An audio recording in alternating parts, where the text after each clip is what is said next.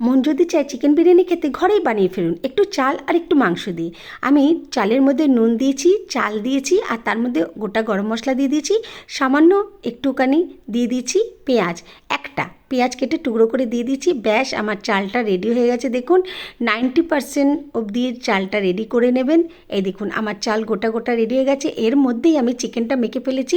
পেঁয়াজ বাটা, আদা বাটা, রসুন বাটা, ধনে গুঁড়ো আর লঙ্কার গুঁড়ো, হলুদ গুঁড়ো আর কাশ্মীরি লঙ্কার গুঁড়ো দিয়ে ভালো করে মেখে নিয়েছি 2 চামচ তেল দিয়ে। তার মধ্যে দিয়ে দিলাম 3 চামচ টক দই। ভালো করে মেখে নেবেন। তার মধ্যেখানে আমি পেঁয়াজটা বেরেস্তা করে নিয়েছি আর আলুটা সেদ্ধ করে নিয়েছি, নুন আর হলুদ দিয়ে ভেজেও নিয়েছি। এবার চিকেনে কোনো ফোড়ন না দিয়ে আমি চিকেনটা রেডি করে নিচ্ছি। দেখুন ভালো করে কষে নেবেন। তেল বেরিয়ে আসলেই তার মধ্যে স্বাদ মতো নুন দেবেন আর দেবেন গরম মশলা, মানে বিরিয়ানি মশলা গুঁড়ো। এবারে আমি রেডি করে নিয়েছি। এবারে সাজানোর পালা। আমি গোটা গরম মশলা দিয়ে তার মধ্যে চিকেন দিয়েছি 2 ভাগের 1 ভাগ, 3 ভাগের 1 ভাগ চাল দিয়ে দিয়েছি, আলু দিয়ে দিয়েছি, দিয়ে দিলাম বেরেস্তা, ওপর দিয়ে দিলাম গোলমরিচের গুঁড়ো, আর তারপরে দিয়ে দিলাম একটুখানি কাশ্মীরি লঙ্কার গুঁড়ো, স্বাদ মতন দিলাম নুন, আর 1 ভাগ চিকেন দিয়ে দিলাম। তারপরে ওপর দিয়ে চাল দিয়ে ঢেকে দিলাম। তার মধ্যে কাশ্মীরি লঙ্কার গুঁড়ো, তারপরে দিলাম গরম মশলা গুঁড়ো,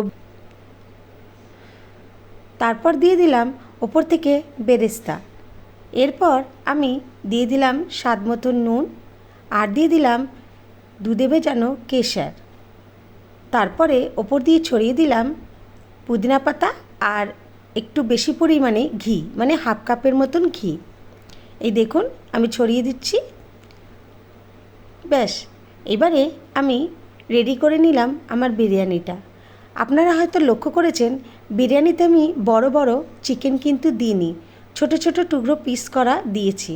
এতে খুব ভালো লাগে দেখতে আর খেতেও খুবই ভালো লাগে। এবারে আমি একটা ভেজা টাওয়েল দিয়ে ঢেকে তার ওপর দিয়ে ঢাকনাটা ঢেকে দিলাম।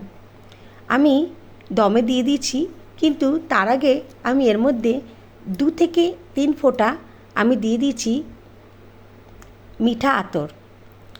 তারপরে আবার আমি ঢেকে দিলাম। আমি কেওড়া জল, গোলাপ জল এগুলো কিছুই ব্যবহার করিনি, 2 থেকে 3 ফোঁটা শুধু মিঠা আতরই ব্যবহার করেছি। এবারে আমি দমে বসিয়েছি 10 মিনিট। আমি যে দুধের মধ্যে কেশর দিয়ে যেই দুধটা তৈরি করেছিলাম, দেখবেন একটু ইয়েলো কালার এসেছে, সেই কেশর দেওয়া দুধটাই অনেকটা সাহায্য করেছে স্টিম হতে।